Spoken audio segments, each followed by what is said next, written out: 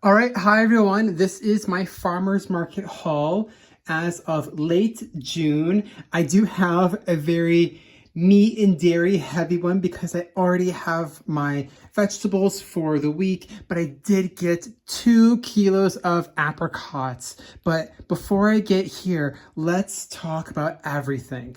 All right, so to get started, I do have raw milk. Now these are €1 per liter, which is about a quart, and they come in these funny little bags. This is milk in a bag, and the cow, so this farm, which I know and love, they are fantastic people. They milked their cow yesterday, and this is that milk that was produced. And then they come to the farmer's market and sell them in these convenient little bags. Next, we have what is called a mi-sec salé, and it is basically this milk that has been made into a fromage blanc. So I will show you what that is. And then it's aged and it becomes this beautiful fresh cheese. And it's just super soft. And it's kind of like the equivalent of a cream cheese back in the US, but not the same amount of tang, but a good cheesy flavor to it. And it's very spreadable. It's one of my favorites. So this butter is not actually from the farmer's market. This one is, but I did want to show you because I know there are a lot of Americans that are really interested, well, a lot of non-French people that are really interested in French butters. If you want the Rolls Royce of French butter, this is it. This is salted butter from the Normandy area, and it's got sea salt in it. Now, the interesting part of this, I've already started eating on this, but you're going to see that it has, so it's got its cream in there, but it also has lactic ferments in it, which is what gives it such a beautiful dairy tang, along with the salt crystals. So how about I open it up and give you a view. So you can tell right through here, you've got all these little salt specks, and they are divine on a piece of toast. All right, so I grabbed a knife to give you to show you, but you can see the salt pulling through the butter, and it is just perfectly, oh, look at all those salt lines that I'm pulling. And that means you're getting a serious, yummy, flaky salt bite with your butter. This, which is La Ferme du Grand Buisson, and this is a biological, which means it's just more organic, and this has specific labeling to be of high quality. So I've got farm fresh salted butter with the S, which is why, and so they say salé in French. So let's open up this sucker and get a look. Look at that color.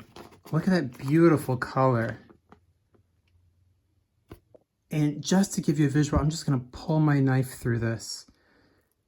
And look at that beautiful spread that you get from these wonderful French butters. If there's a reason why I moved to France, you're looking at it. French butter is the best in the world. All right, so next let's look at this. This is from the same farm. This is a blanc battu. So it's half of a kilogram, so it's 500 grams. It's a soft cow cheese, and it's kind of like a Greek yogurt, but it's a lot more enjoyable in texture.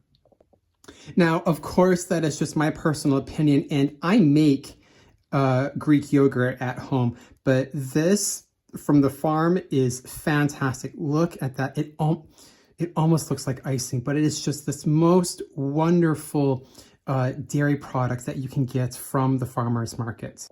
So what is the difference between a blanc battu and a Greek yogurt? A Greek yogurt is going to be from yogurt. This is not a yogurt.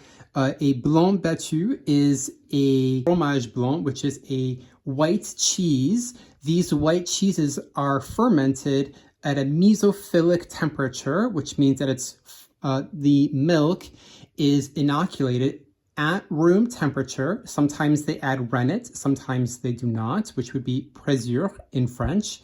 And then they let it sit, And then afterwards, the milk will start to make a cheese with the microbes that make this type of blanc, battu.